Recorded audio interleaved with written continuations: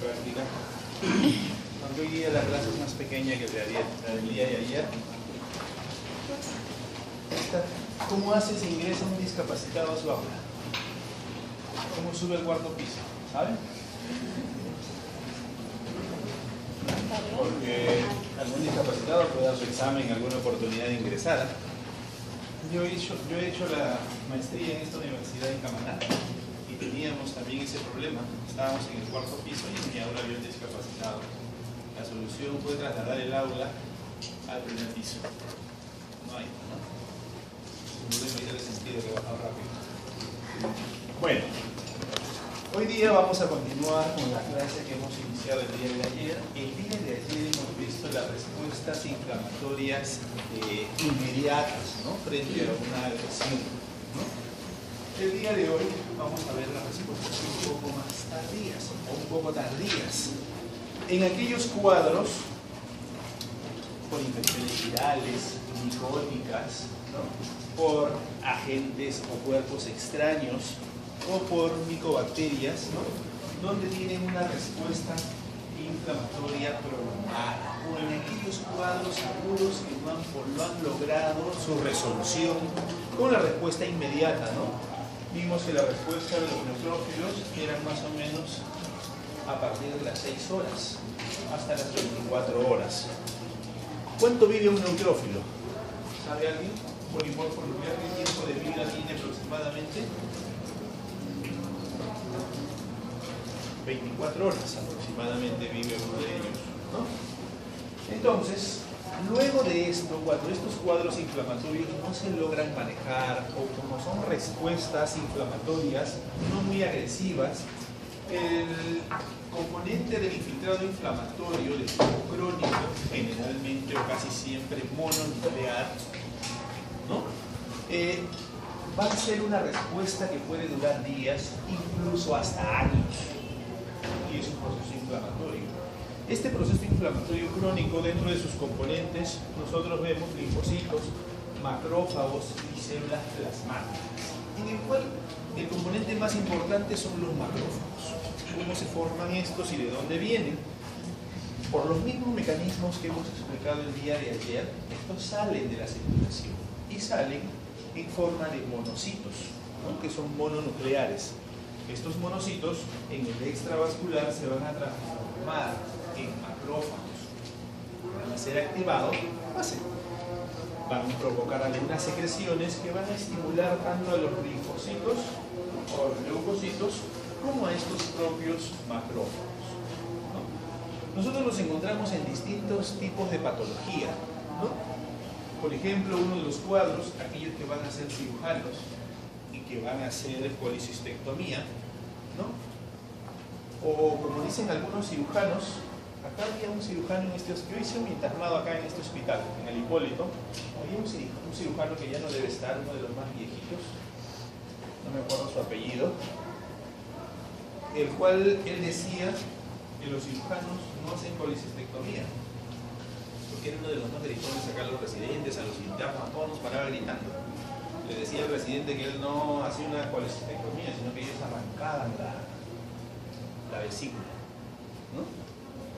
¿Por qué? Porque él era uno de los más preguntones y nos empezaba a revolcar. Primero los internos, nos daba de alma, nos preguntaban, no sabíamos sinceramente, ¿no? Después empezaba con el R1, igualito lo revolcaba y le preguntaba hasta que no sepa, si es que no sabía en la primera pregunta, y seguía con el R2 y seguía con el R3. Esa era su forma de ser y su conducta. Él venía hasta los domingos a pasar visitas, no sabemos por qué, porque ya generalmente los especialistas más grandes, más añosos o más viejos ya tienen un horario más especial, ¿no? Pero él venía y él decía que, por ejemplo, hasta el vigilante podría sacar un apéndice, podría sacar una vesícula si se le enseñaba, ¿no? Porque nosotros deberíamos saber, dicen, los mecanismos para manejar un prequirúrgico, un intraoperatorio y un postquirúrgico, el cual muchos de los cirujanos, decía él, así decía y se incluía él, no manejamos eso. Es por eso que cuando se nos complican nuestros pacientes, decía, ¿a dónde lo mandamos? A UCI, ¿no? A cuidados intensivos, cuidados intermedios, y ellos lo manejan las complicaciones. ¿Qué deberían manejar el cirujano? Esto no con el ánimo de desilusionar a aquellos que vayan a querer ser la especialidad en el área de cirugía, ¿no? Nada de eso. Pero uno de los cuadros que nosotros evidenciamos este proceso de inflamación crónica son las apendicitis, las colecistitis, la vesícula biliar, ¿no? Porque en la apendicitis que había una inflamación aguda, ¿no? Que hemos visto allá en los gráficos finales de la práctica, ¿no? Me hubieran extrañado, ¿no? Vimos los polimorfonucleares y la característica que les mencioné es que teníamos que encontrar neutrófilos en capa muscular para hacer el diagnóstico de apendicitis. En los cuadros de vesícula biliar es una de las patologías que nosotros recibimos a diario en el hospital, ¿no? Dentro de nuestra rutina de trabajo. Significa que los cirujanos también a diario operan y sacan vesículas. Y el diagnóstico, uno de los diagnósticos más frecuentes es la colecistitis crónica. También tenemos colecistitis reagudizada, ¿no? Con infiltrados polimorfonucleares, ¿no? Pero la gran mayoría son colecistitis crónicas, ¿no?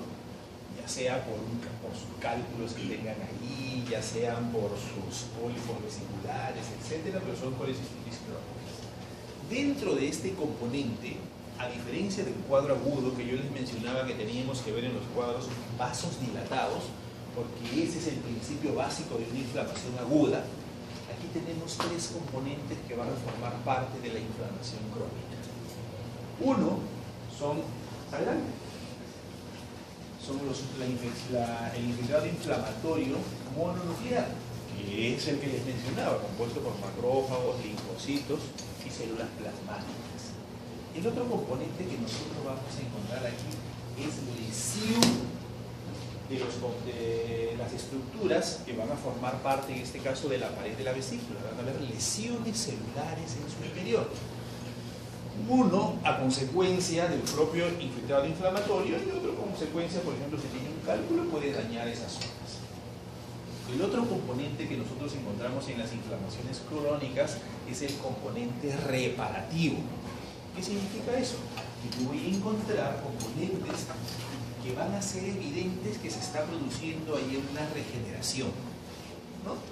Y es por eso que dentro de las características histológicas de una colecistitis crónica encontramos infiltrado inflamatorio, que les he mencionado, encontramos daños citológicos, ¿no? Si tengo un cálculo ahí me va a dañar la superficie generalmente, que es un epitelio que nosotros le vemos a la macroscopía de aspecto terciopelado, ¿no? Porque ¿qué tipo de epitelio tiene la vesícula?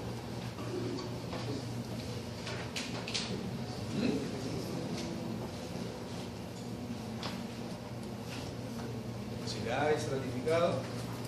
No es. ¿Será pseudo estratificado? ¿Será simple?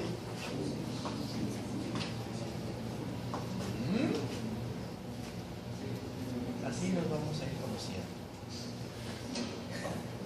Entonces, este epitelio no se daña. ¿Y dónde encuentro yo mi aspecto reparativo? Voy a ingresar a la submucosa y voy a encontrar fibras de colágeno.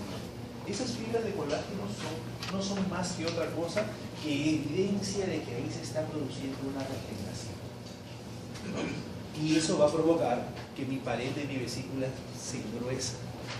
Y voy a encontrar yo componentes celulares evidentes de un infiltrado inflamatorio crónico y acompañado de neurovascularización, generalmente donde encuentra la zona de reparación celular, ¿no? Y esas son las características que yo puedo encontrar ahí.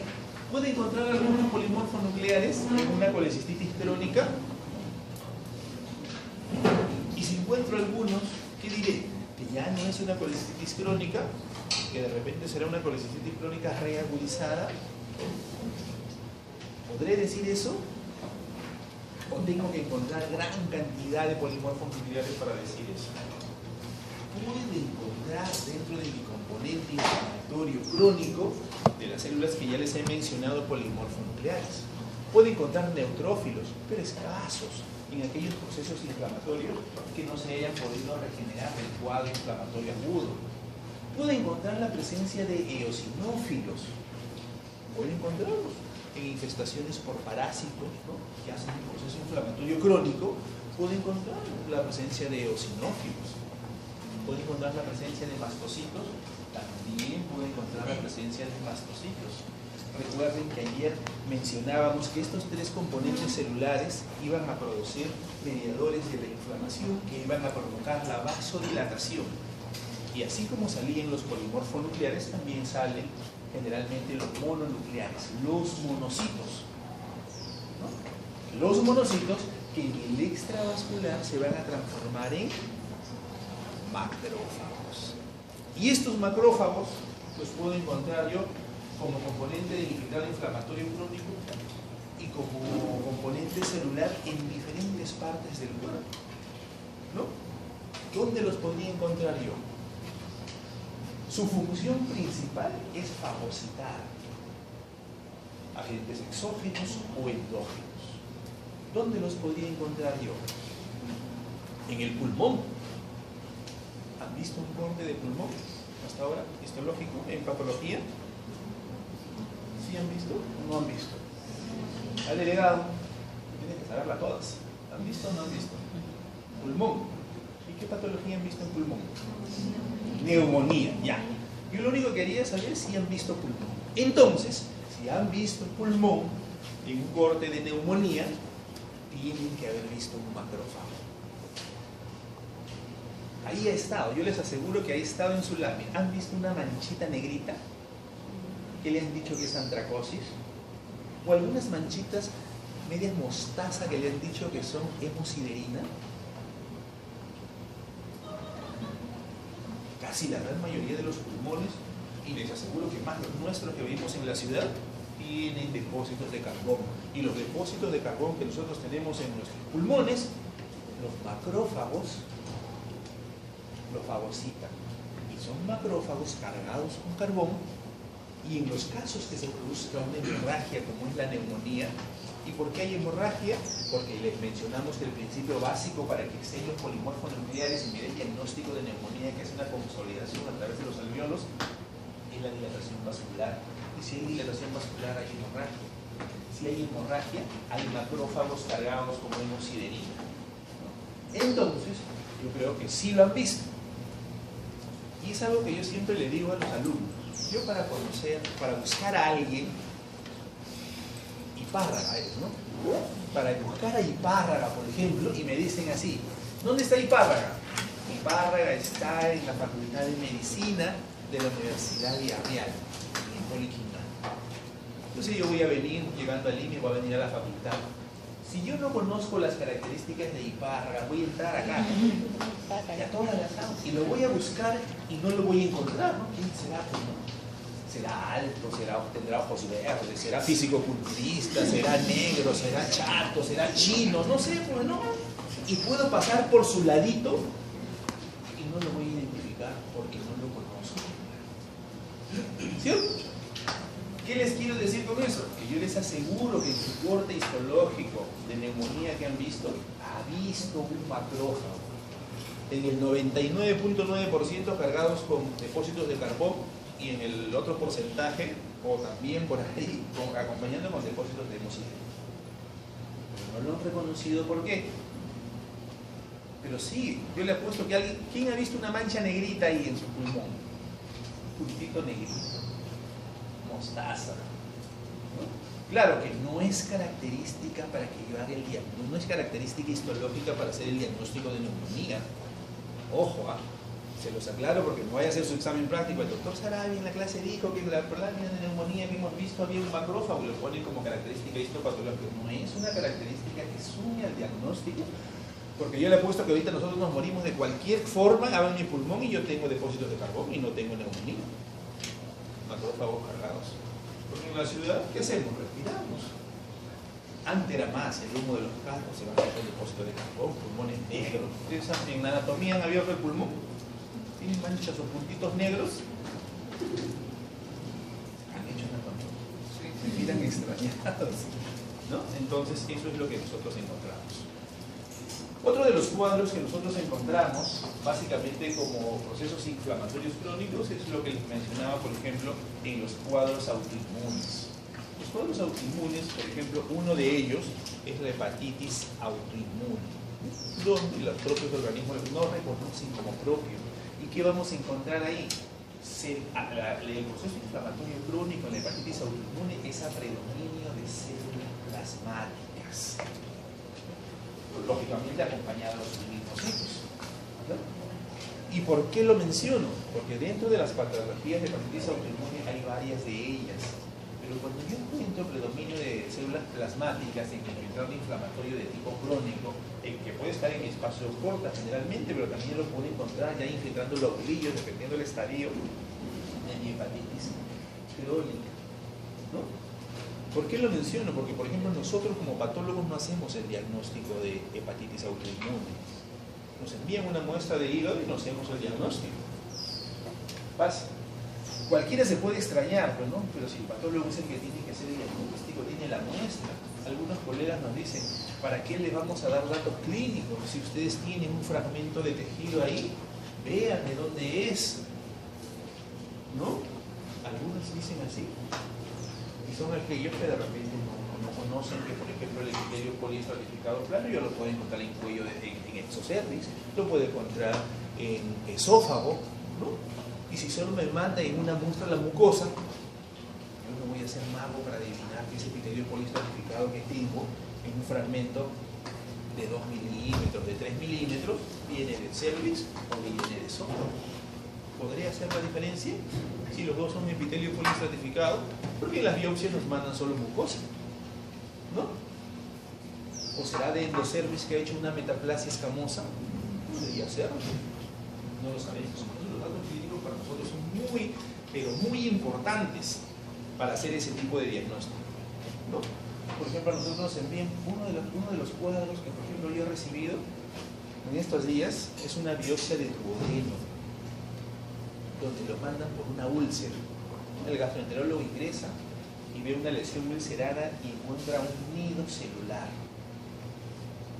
con características endoscópicas de neoplasia maligna. Así como ellos no entienden las celulitas, yo no entiendo sus características endoscópicas, de neoplasia a ese nivel, ¿no? Dice, tiene todas las características, tiene elevación de los bordes de la úlcera, y ellos conocen todo su campo. Entonces yo agarro, comienzo a mirar mi muestra, y efectivamente era una muestra de duodeno, donde había un lecho ulceroso en uno solo de los fragmentos, y dentro habían células neoplásicas.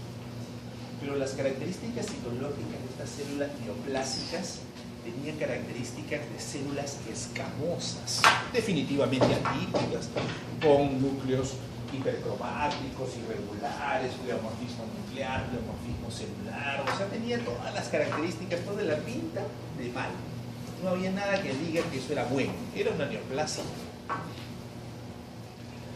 Pero nosotros sabemos que dentro de la población celular de la muestra de biopsia de duodeno, no tiene por qué haber células escamosas. Así la puerta suene y suene, no deben haber células escamosas en el duodeno, porque no es una población celular que corresponda ahí. ¿Cierto o no cierto? ¿O sí podemos encontrar células escamosas en el duodeno?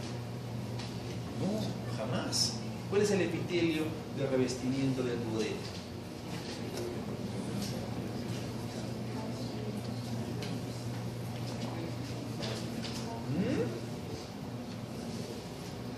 En intestino, en cualquier tipo de intestino, siquiera su nombre, su chapa del epitelio, porque tiene nombre y apellido todos los epitelios, siquiera su nombrecito.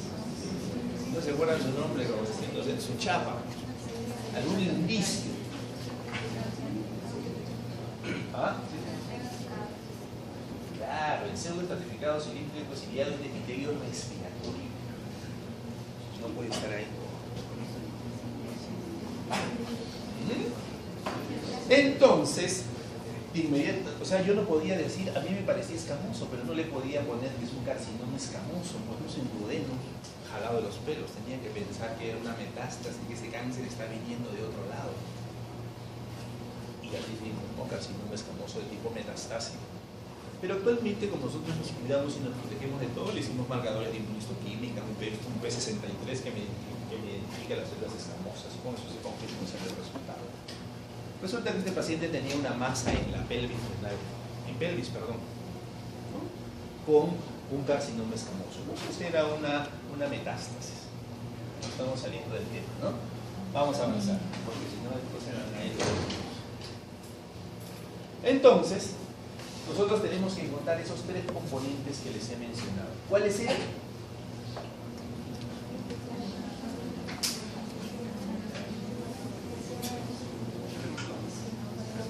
Sí, ¿cuáles eran los tres componentes que debemos encontrar en un infiltrado inflamatorio o en una inflamación crónica? Plasma. ¿Ah?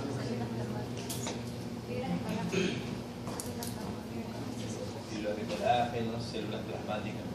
Claro, los componentes celulares son macrófagos, linfocitos, células plasmáticas. Tenemos lesiones celulares que voy a encontrar en el medio. ¿Y qué más voy a encontrar? Zonas de reparación celular, todos los macrófagos con sus fibras de colágeno. Tres componentes que yo tengo que encontrar. Y en todos los procesos crónicos los tengo que encontrar. Entonces, vemos secuencia de inflamación aguda o una respuesta inmune a un agente extraño, ¿sí? Ya dijimos que si la inflamación aguda no logra controlar el proceso inflamatorio, se va a continuar con la salida de los de las células de infiltrado inflamatorio crónico que hemos mencionado. Proceso que puede evolucionar a una cronicidad, por supuesto que puede evolucionar a una cronicidad. Los procesos inflamatorios crónicos, y uno de los más típicos que nosotros tenemos son los infiltrados inflamatorios crónicos de tipo granulomatoso, que lo encontramos en una patología que hemos querido erradicar a través de muchos años y que no hemos podido. Es la tuberculosis pulmonar, donde ya se un infiltrado inflamatorio crónico de tipo granulomatoso, que tiene otras características, pero también es un infiltrado inflamatorio crónico. Y yo puedo hacer una tuberculosis y tener mi infiltrado inflamatorio crónico, puedo tener mi granuloma tuberculoso años de repente ahí, ¿no? Mi inmunidad lucha con él, no hago el cuadro de enfermedad, pero lo puedo tener ahí. Y si lo tengo, hago mi clínica y tengo mi infiltrado inflamatorio crónico, que evolucionan a la cronicidad. La inflamación crónica primero sirve para almacenar y remover el agente patógeno y procesarlo en los tejidos.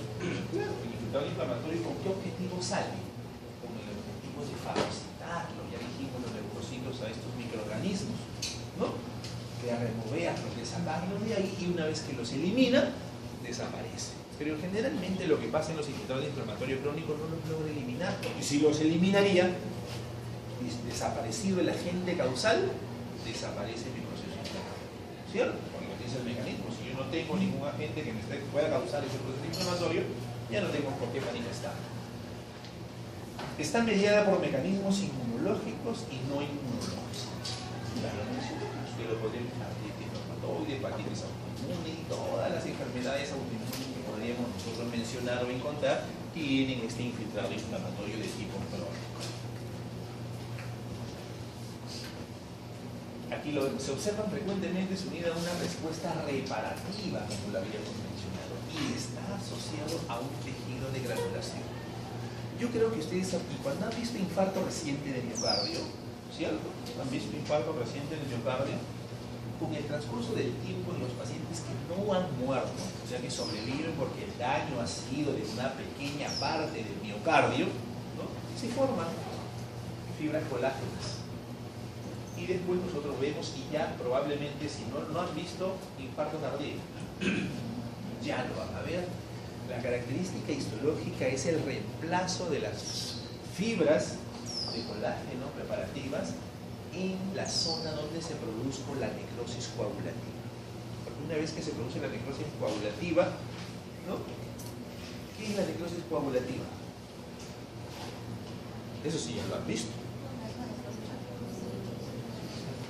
Es la muerte celular. Cuando hablamos de necrosis hablamos de muerte celular. Muerte a consecuencia de algún agente que está produciendo un daño. ¿Y quién produce aquí el daño? La enamorada que lo traicionó al chico y se le dañó el corazón y se hizo una necrosis coagulativa. No, pues sí. ¿Ah? ¿Quién produce el daño en el infarto reciente? Tiene que haber un agente que me va a producir la muerte celular, ¿no?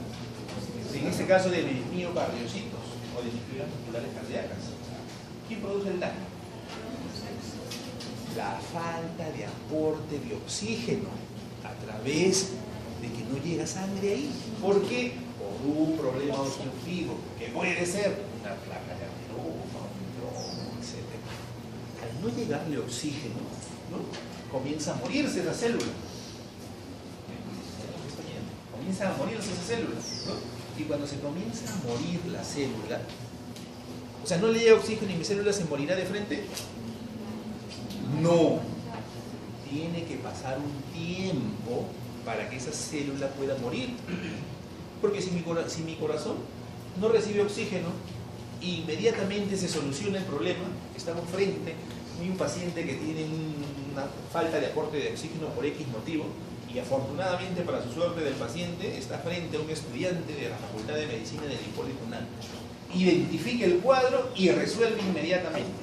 ¿En cuánto tiempo tiene que resolver esa obstrucción para que esas células de los miocardiocitos no ingresen en necrosis, o sea, en muerte celular? ¿En qué tiempo tiene que actuar? ¿En 2 días? ¿En 3 días? ¿En horas? ¿En minutos? Alguien dirá, mientras más antes mejor. Sí, pues mientras más antes mejor, ¿no? ¿Por qué? Porque si esa célula no recibe oxígeno por un tiempo determinado, va a entrar en una muerte celular, o se va a producir un daño celular irreversible, y es el que ustedes han visto, la necrosis paulatina. ¿Cuál es el tiempo? Les aseguro que se lo van a preguntar en su examen, no yo, porque yo no he hecho esa clase. Y si no se lo van a preguntar en su clase, se lo van a preguntar cuando estén en el hospital con su paciente. Y si no se lo van a preguntar cuando estén con su paciente, lo van a ver cuando llegue con su guardia y llegue el paciente muriendo. Pero lo van a ver. Bueno, sigamos. Lo pregunto en la siguiente clase. ¿Qué tiempo puede ser? A ver, 4 horas. En ese librito que tiene la señorita, que yo te aseguro que todos lo tienen, ahí dice de 20 a 40 minutos, posterior de 20 a 40 minutos de que esa célula no recibe oxígeno, va a ingresar en necrosis coagulativa. Dígame.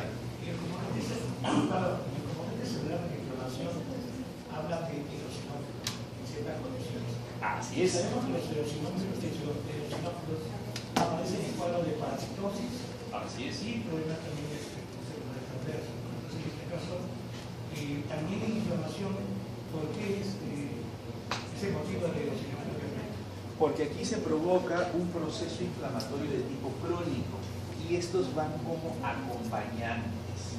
Tanto los eosinófilos como los mastocitos, incluso la presencia de neutrófilos, pero en pequeñas cantidades. Forman parte, pero no son la población predominante. No lo son. Porque los los eosinófilos ya son polimorfonucleares, tanto como los neutrófilos. ¿Forman parte de la población? Por supuesto que sí. Si nosotros utilizamos nuestro libro en los cuadros de colecistitis crónica, dice que pueden haber algunos polimorfonucleares y eso no le quita el título de ser una colecistitis crónica, pero no son una población predominante, como en este caso tienen que serlo los linfocitos, los macrófagos, las células plasmáticas. También me dice que, por ejemplo, los eosinófilos en caso de parasitosis. Así es. ¿No? Entonces, o respuestas alérgicas. El problema sería el diagnóstico. Claro, pero la población es pequeña, ¿no? Y eso puede provocar cuadros inflamatorios de tipo crónico, ¿no? Acompañado de su población celular que corresponde, ¿no? Y los mencionamos acá y pueden ir con células plasmáticas. ¿Por qué dicen ciertas condiciones con el tema de inflamaciones? Porque yo digo que los eosinófilos lo que hacen es median la inflamación, o sea, siempre son los mediadores que tienen que estar presentes. No siempre. No siempre. En caso que ellos tienen un mediador, entonces. En la inflamación crónica que estamos viendo, ojo, y sí, pueden estar en los procesos inflamatorios, como dice el compañero, en parásitos, en respuestas alérgicas, pueden estar acompañando, pero aquí lo menciono en ciertas condiciones como procesos de inflamación de tipo crónica. ¿Ya? Aquí la inflamación aguda, ¿quién se encarga de mediarlo? Los neutrófilos son la población celular predominante en el cuadro de inflamación aguda. ¿Ya? Sigamos. Estos son los elementos celulares que nosotros vamos a encontrar en un cuadro de inflamación aguda, ¿no? Vemos a los eosinófilos. Los eosinófilos en los cortes de histología son muy simples de identificar. Su nombre lo dice. Tienen esa característica eosinófila por estos gránulos eosinófilos. Si nosotros lo miramos a 40X, vamos a ver en su citoplasma puntitos eosinofílicos, o sea, rojitos, ¿no? Para hablar en términos más adecuados. Pero el término correcto en patología es decir eosinófilo. Y eso le da esa característica. Tenemos la célula plasmática. La célula plasmática es esta que está acá, que es parte del componente inflamatorio de tipo crónico. Pero ¿cuál es la característica? ¿Cómo lo voy a encontrar? ¿Qué dato característico o qué característica citológica me va a permitir a mí identificar esta célula en mi lámina? Porque yo no voy a ver los componentes intracitoplasmáticos, ¿no? Como el retículo plasmático rugoso, imposible determinar eso. Tiene que haber características que yo pueda decir. Por ejemplo, cuando veo mi biopsia gástrica, yo digo infiltrado inflamatorio de tipo linfoplasmocitario. Significa que estoy viendo linfocitos y estoy viendo células plasmáticas. ¿Cómo lo identifico? Generalmente, en la gran mayoría de veces, el núcleo de las células plasmáticas la encuentro pegada hacia la pared. En su gran mayoría de veces. Ese es un dato que me da para identificar células plasmáticas. Ahora, yo quiero precisar eso, le puedo hacer una coloración, una reacción antígeno-anticuerpo. ¿Qué coloración le podría hacer yo? Esto será linfocito T o linfocito B. B, pues, ¿no? Entonces le podría hacer un CD20 y me va a pintar positivo, ¿no? Luego, en los monocitos que vemos, que estos son los monocitos, y le llamo monocito cuando están dentro del intravascular, ¿no? Y cuando salen se transforman en macrófagos. Y la veré, que yo encuentro en los procesos inflamatorios crónicos en casi todos, es esta célula que yo veo acá. Algunos dicen, doctor, pero en esa célula este es un linfocito, y yo cuando veo en mi microscopio yo veo puntitos basófilos. ¿Por qué? Si esto tiene citoplasma, es que su citoplasma es muy pequeñito y yo no lo quiero percibir ya en la microscopía.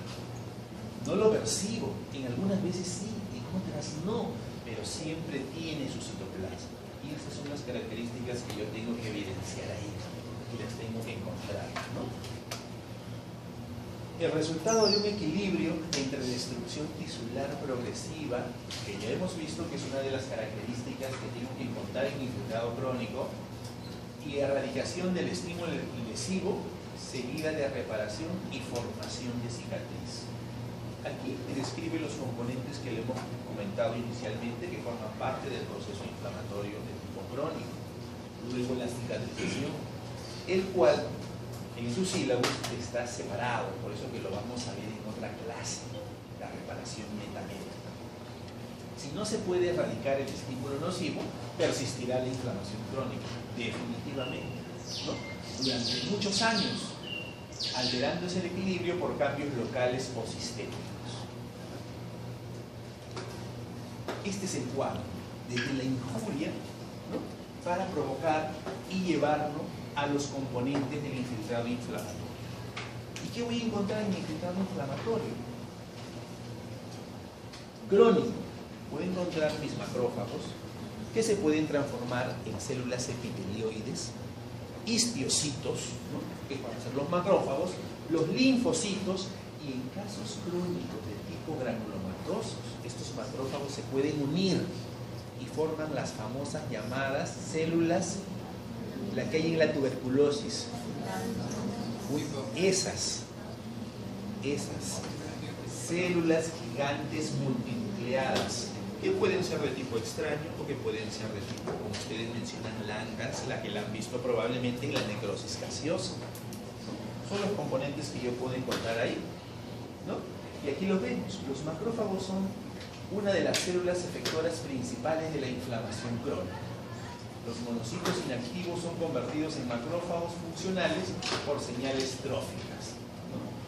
¿Cómo se convierten estos macrófagos, estos monocitos en macrófagos? ¿Qué tiene que pasar? ¿Se convierten porque ya salieron y tienen que convertirse? Los linfocitos producen unas citocinas y dentro de las citocinas tenemos el interferón gamma. Este interferón gamma va a ser el que va a originar la transformación del monocito en un macrófago. ¿Quién produce eso? Los linfocitos van a producir el interferón gamma. La morfología del macrófago activado se modifica, especialmente al desarrollarse la síntesis proteica, desarrollando un citoplasma voluminoso, y aquí forman las llamadas células epitelioides, que les aseguro que se las han dicho en la práctica de necrosis gaseosa. Células epitelioides. ¿Qué son las células epitelioides ahora viendo allá? Los macrófagos modificados. Y muchas veces pueden ser confundidos estos. Nosotros cuando encontramos estas células, ¿no? Dicho sea de paso, yo he tenido un caso hace una semana de una resección radical de próstata con ganglios pélvicos derechos e izquierdos, ¿no? Y cuando me mandan un cuadro de esos, pues a ojos cerrados es un cáncer, porque el urólogo ni loco me va a sacar, ¿no? Como sospechando la norma de cáncer, tiene que tener la certeza que eso es un cáncer para hacer una resección de ese nivel, ¿no? Con toda la próstata, con ganglios pélvicos izquierdos y derechos. O sea, yo sé ya que ese es un cáncer, o sea, no hay problema ahí. Lo que tendría que identificar es la cápsula, ¿no? Y lo que tendría que identificar es la disección ganglionar. ¿Para qué?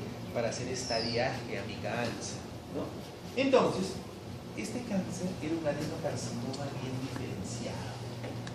Celulitas que parecían malas y que no parecen malas, pero sí la alteración estructural de la distribución de las glándulas evidenciaba una neoplasia. Yo encontraba unas células epitelioides en los ganglios linfáticos que no tenían cara de malos. En un 90% dije, esto no es un cáncer. Pero nosotros tenemos en los marcadores de inmunistoquímica, y para salir de las dudas de ese mi 20% que podría ser metástasis ganglionar, porque le va a cambiar el estadiaje al paciente, le hice pues un PSA en el propio tejido, el cual corroboró la presunción en mayor porcentaje que tenía, y con 100% de confianza le dijimos que los ganglios estaban libres, ¿no? Es frecuente la fusión de los macrófagos activados. Aquí es frecuente cuando la inflamación generalmente es crónica de bastante tiempo, y estos no pueden fagocitar al agente que me está originando esto. ¿Qué se hace? Se fusionan estos macrófagos y me van a formar las famosas o llamadas células gigantes multinucleadas. Son importantes en la inmunidad, mediadas por células, en la presentación por antígenos. Tras su activación, los macrófagos poseen funciones de fagocitosis o funciones secretoras, ¿no? Los macrófagos se activan, y se activan por dos vías. Tienen una vía clásica y tienen una vía alternativa, ¿no? Con una de las vías, que son los M1, su actividad principal es fagocítica.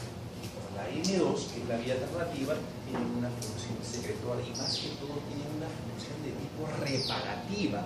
O sea, el propio infiltrado inflamatorio tiene efectos reparativos. Y dentro de las secretoras tenemos el factor de agregación plaquetaria, los mediadores de la inflamación, metabolitos del ácido araquidónico, metabolitos del oxígeno, proteasas, hidrolasas, citocinas como la interleuquina 1, el factor de necrosis tumoral alfa, factores de crecimiento, ¿no? Estos factores de crecimiento participan de forma activa en los procesos reparativos donde se producen las fibras colágenas y se produce la neovascularización o la angiogénesis, que es una de las características importantes en los procedimientos reparativos que encontramos nosotros en estadios finales de esto. Aquí tenemos la activación de los macrófagos. Se activan. ¿Quiénes los estimulan? El interferón, ya dijimos que es una citocina que proviene de los linfocitos, ¿no?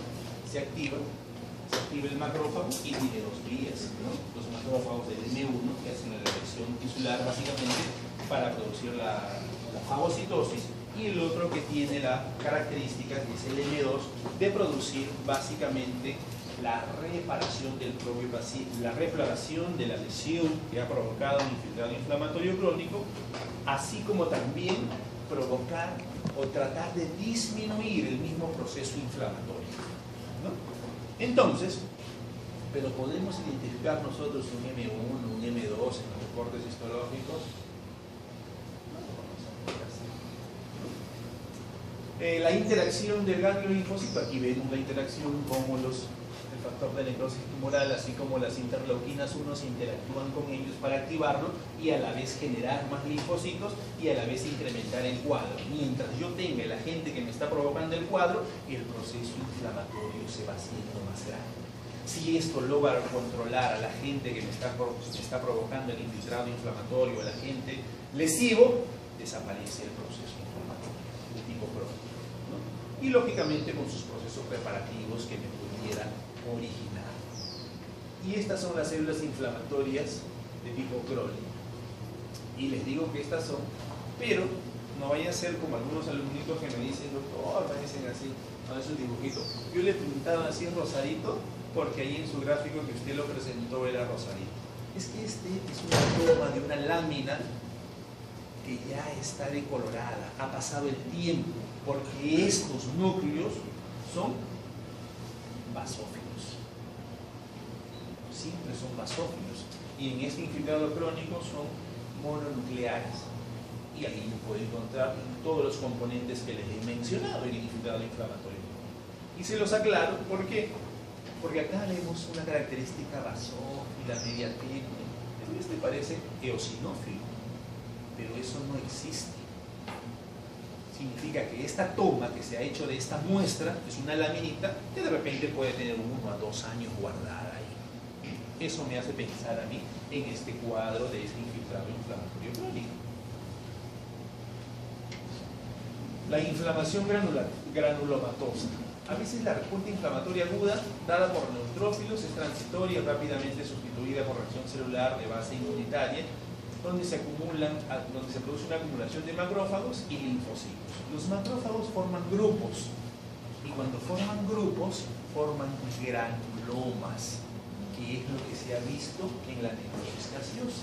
¿Dónde estaba el granuloma en su necrosis gaseosa? La necrosis gaseosa que ustedes han visto en un cuadro tuberculoso, porque ustedes han visto la práctica de necrosis gaseosa, pero eso me hace el diagnóstico de tuberculosis, ¿no? Que puede estar en cualquier parte del cuerpo, porque es una enfermedad sistémica básicamente. Los granulomas están en la periferia de la necrosis gaseosa. La necrosis gaseosa generalmente es central y en su periferia encuentran ustedes un infiltrado inflamatorio de tipo crónico con linfocitos, histocitos, macrófagos, células epitelioides y las llamadas células gigantes multinucleadas tipo lácteas, ¿no? Entonces, estos son los componentes que se van a formar en la inflamación de tipo granulomatosa. Respuesta inflamatoria crónica por la presencia de agentes lesivos. La necrosis gaseosa, cuando yo encuentro necrosis gaseosa, sin temor a equivocarme, puedo decir que es una lesión de tipo granulomatosa de tipo tuberculosa. Así lo hacemos. Hace una semana nos envían una resección de un lóbulo pulmonar, ¿no? Y cuando me envían una resección del lóbulo pulmonar, yo lo pinto. Y no lo pinto porque lo pinto para ver los bordes quirúrgicos. Porque la forma de que te saquen un lóbulo de un pedacito de pulmón significa que tienes que tener ahí un tumor, ¿no? Un tumor. Y lo que le interesa al cirujano es decirle si sacó todo el tumor o se quedó un pedacito de tumor adentro. ¿Y yo para qué hago? Lo pinto, ¿no? Para ver si mi borde quirúrgico está libre de tumor o tiene parte de tumor. Si mi borde quirúrgico tiene parte de tumor, significa que en el paciente se le quedó un pedacito de tumor ahí, ¿no? Entonces, ya lo pinto, le hago todo el procedimiento, porque nosotros tenemos solo un residente, estaba en la rehabilidad de nuestro residente, y yo mismo lo pinto, le hago sus cortes, pensando en un tumor, pues, ¿no? En una neoplasia maligna, mejor dicho, ¿no? Llegan las láminas, necrosis gaseosa, con granulomas, células gigantes multinucleadas. Entonces la preocupación mía que se me vino, ¿qué les preocuparía a ustedes ahí? ¿Ah? Podría ser. ¿Qué me preocupó a mí? Les voy a ser bien sincero. A mí me preocupó que nosotros somos los patólogos ahí y que ellos antes de sacar una resección de pulmón ellos mandan una biopsia. Me preocupó que le hayamos dicho nosotros que es una neoplasia maligna, ¿no? Porque el cirujano no es loco, ¿no? Para entrar a hacer una resección. Me preocupó. ¿Qué? ¿Cómo? Teléfono, pero ahora ya todos por teléfono. Doctor, tenemos a la paciente tal de acá. Sí, doctor. ¿Me puede decir sus datos así todo cauteloso, ¿no? No le vayamos a haber dicho nosotros, ¿no? Que es una neoplasia maligna y yo tenía ahí una tuberculosis, ¿no? O sea, se operó una tuberculosis. La verdad, pues esa, ¿no? Entonces agarra y me dice, doctor, mire, es un paciente con la antecedente tal, que ha tenido el diagnóstico de tuberculosis, su esposo ha entrado en el esquema de tratamiento, le hemos mandado al CENI, que es la comisión que hacen, dice, el estudio de tuberculosis, no sería el cuadro, se le tomó una tomografía, la tomografía fue sugestiva de tumoración maligna, sugestiva. Entonces ellos ante el cuadro, sacaron el pedacito, bueno, y todavía dice el doctor, el cirujano de tórax dice, no es tumor, sí es tumor, dice el cirujano de tórax, pero el neumólogo dice, no es tumor. Y son de bromas, no todos vamos a ser médicos al final, porque yo sé que todos van a terminar la carrera, de repente es alguno después, otros antes, pero les aseguro que el 99.9% de los que están aquí van a ser médicos. Dice el neumólogo, le ha costado un cevichito al cirujano de tuberculosis, y el otro dice que no, pues no era. Pero nosotros, ¿cómo se llama? O sea, el neumólogo ganó su cevichito, ¿no? Pero o sea, la satisfacción, la tranquilidad que me quedó que nosotros no le habíamos dicho con una biopsia previa que eso era mal. O sea, esa fue la preocupación mía inmediatamente después de ver pues, la pieza quirúrgica y que no hay tumor. Esa fue mi preocupación, sinceramente, ¿no? Pero bueno, encontramos ese tipo de lesiones nosotros granulomatosas, pero solo cuando hay necrosis gaseosa pensamos en tuberculosis, porque lesiones granulomatosas las podemos encontrar en distintos tipos de patologías, y cuando no logramos determinar nosotros por características histológicas, le ponemos solo lesión granulomatosa. Ya el clínico completará, investigará por sangre, por tomografía, por clínica, para llegar a hacer el diagnóstico. Nosotros solo lo hacemos cuando tenemos este tipo de lesiones. Y este tipo de lesiones es difícil de diagnosticar. Nuestro residente ha tenido tuberculosis. Comenzó a adelgazar, pues los chicos alimentense mucho. Nosotros estamos en contacto desde estudiantes con pacientes con TB. No se sienta mal por esa tosecita. Pero el residente era así como acá, como el joven. O sea, bien papiadito. Y poco a poco se iba bajando de peso y todos decíamos, pero estamos sacando la mugre, pero estamos haciendo trabajar, ¿no? Y se iba poniendo así, después así, hasta que después ya se le notaba la clavícula. Pero no tenía ninguna otra sintomatología. Entonces lo agarramos y le dijimos, ¿sabes qué? Que te vea el neumólogo. ¿Pero por qué el neumólogo? Dijo él, ¿no? Nosotros estamos en un hospital, y en el hospital pues llegan enfermos de todo tipo, y la tuberculosis es un cuadro que se puede contagiar. El neumólogo lo vio, le hizo sus vaciloscopías, negativas todas, le hizo su cultivo, negativos todo, y a pesar de eso le tomó una placa, una tomografía, y le diagnosticó tuberculosis. Y él dijo, no, ¿cómo tengo tuberculosis yo? No, dijo, no tengo todo, no tengo nada, no tengo tuberculosis. Seguía bajando de peso. Se fue al Rebagliati, se hospitalizó, porque ustedes saben que los residentes ya tienen un contrato 276, pero determinado, ¿no? Que se acaba en 3 años. Se fue al Rebagliati. En el Rebagliati le hicieron PCR, todo, hasta creo que le pasaron el UI y no le encontraron nada. Nada le encontraron, con excepción de que en su tomografía tenía lesiones líticas en sacabocados. en vértebras y en sacro y lemas. Nosotros pensamos mieloma múltiple, se nos muere, ¿no? Le hicieron una biopsia en el Rebagliati, una biopsia. Y lo único que se encontró en la biopsia fueron escasos leucocitos, 4 o 5, si no me equivoco. Y yo lo sé porque pedí las láminas de Rebagliati y las miré. No había más, 4 o 5 histiocitos. Hicieron junta médica en los Rebagliati y decidieron darle tratamiento para tuberculosis ósea. Y él decía, no, pero si es un... Él decía así, no, si es un cáncer, me voy a morir. Lógico, ¿no? Tú pónganse en su zapato de él. Ahora nos causa risa hasta a mí y a todos, pero en ese rato pongamos en su zapato de él. Me voy a morir. No.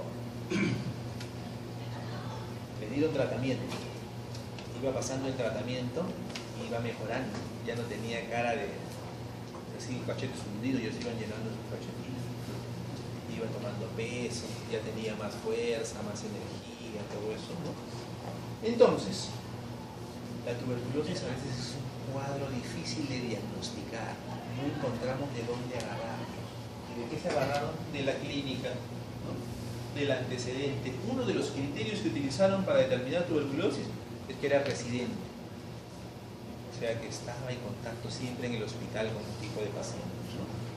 Así que, y es un cuadro bastante frecuente, porque cuando él iba a tomar su tratamiento, me dice, porque primero empezó su tratamiento en nuestro hospital, y él agarró y dijo, doctor, yo no soy el único, aquí hay varios en el hospital que van, pero tenemos un horario especial, ¿no?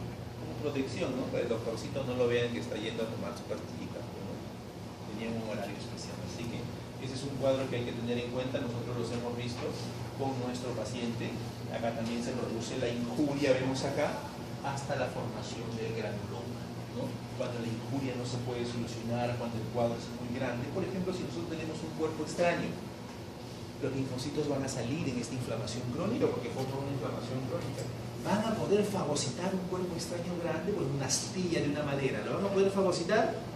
Entonces ahí es donde los macrófagos se fusionan y hacen la lesión de tipo granulomatosa y forman las células gigantes de tipo mononucleadas, porque no pueden fagocitar ese cuerpo.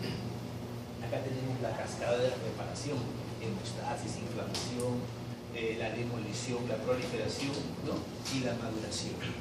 Todo esto lo vamos a ver en la siguiente clase cuando vamos a ver reparación celular, que es un tema que está muy encajado con inflamación crónica, ¿no? Pero aparece en su sílabo y ustedes separado en otra clase. ¿Ya? Estos son los granulomas, ¿no? Miren bien los granulomas, son estos cuadritos así. Bueno, aquí estamos en un panorámico, ¿no? Que no nos logra definir. Estos son los granulomas, que son los histiocitos, células plasmáticas, ¿no? A ese aumento, y al parecer ahí yo no veo, por ejemplo, necrosis gaseosa. Me da esa impresión. La necrosis gaseosa es una lesión que nosotros vemos eosinófila, granular, que podemos encontrar restos celulares. O sea, es un conglomerado de la muerte celular. Esa es la necrosis gaseosa, que es central y está rodeada por las lesiones de tipo granulomatosa. ¿Y ese qué órgano será? Pulmón. Claro que sí. ¿Qué es pulmón? Ese es pulmón. Es una granulomatosa a nivel de pulmón, ¿no? Esta es una lesión granulomatosa, pero puede ser de la lámina anterior, pero aquí sí está a gran aumento, ¿no? Y vemos la lesión granulomatosa, los linfocitos, los histiocitos, ¿no? Si los vemos más grande y con citoplasma, como esto que está acá, células epitelioides, ¿no? Que tienen epitelio, ¿no? Las células plasmáticas, a ver si ubicamos una célula plasmática, esta de acá podría ser, donde el núcleo está lateralizada de uno de sus lados, ¿no? Esas son las características de los granulomas, y acá vemos la presencia de una célula gigante multinuclear, ¿no? Ahí vemos necrosis gaseosa. ¿Alguien? ¿Habrá necrosis gaseosa? Les dije que era una zona central eosinófila, granular, con restos celulares. No lo veo. se formará más tarde si es que es una lesión de tipo tuberculoide, ¿no? Tuberculosa, ¿no? Pero ahí no hay, ¿no? Yo no veo, por ejemplo. ¿Se formará más tarde por acá? Puede que se forme, ¿no? Se va a formar.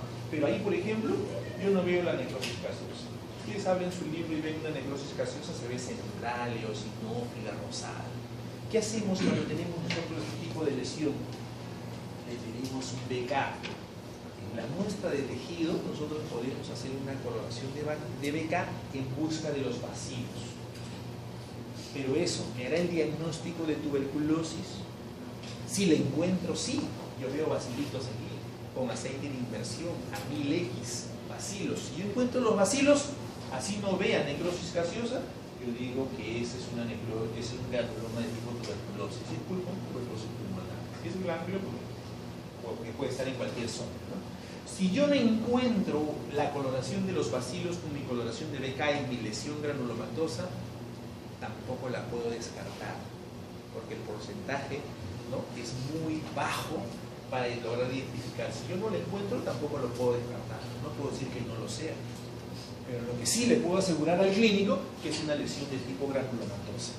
Él unirá su clínico, unirá sus imágenes, antecedentes epidemiológicos y todo eso.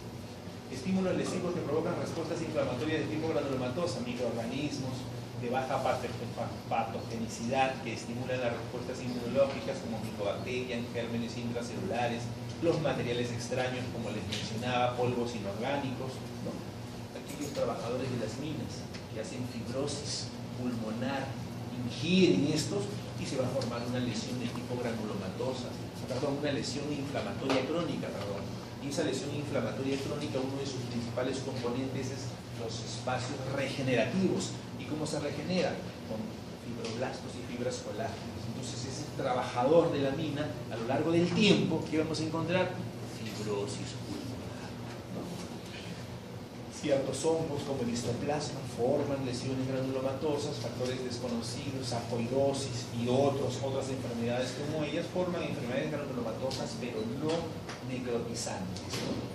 Acá tenemos, miren, la famosa célula gigante multinuclear bipolar, ¿no? Tiene esta característica y miren en la tuberculosis con la característica de la célula gigante multinucleada a cuerpo extraño. También es una célula gigante, pero la distribución de sus núcleos es distinta. Ahí nosotros la podemos identificar. Miren, los núcleos están poblando la gran mayoría de partes y la otra no, la otra están a los lados. ¿Sí? Esa es la diferencia. Y ambos forman lesiones de tipo granulomatosa. Por ejemplo, cuando nos mandan muestras de quistes sebáceos o quistes epidérmicos de inclusión, ¿qué hace usted cuando tiene un granito ahí? El brazo acá. Lo chanca, ¿no? Lo chanca. Lo revientan a veces. Entonces, cuando ya no sé del cuadro, van a la dermatóloga. La dermatóloga lo saca con un punch de piel, si son chiquitos, lo saca y nos los envía a nosotros. ¿Y nosotros qué vemos? El quiste que está reventado, podemos verlo y vemos una reacción, un infiltrado inflamatorio crónico tipo a cuerpo extraño, porque encontramos este tipo de células. Porque imagínate, están chancando al pobre granito y encontramos este componente celular. Malo no es, ¿no? Pero encontramos nosotros y lo informamos, ¿no?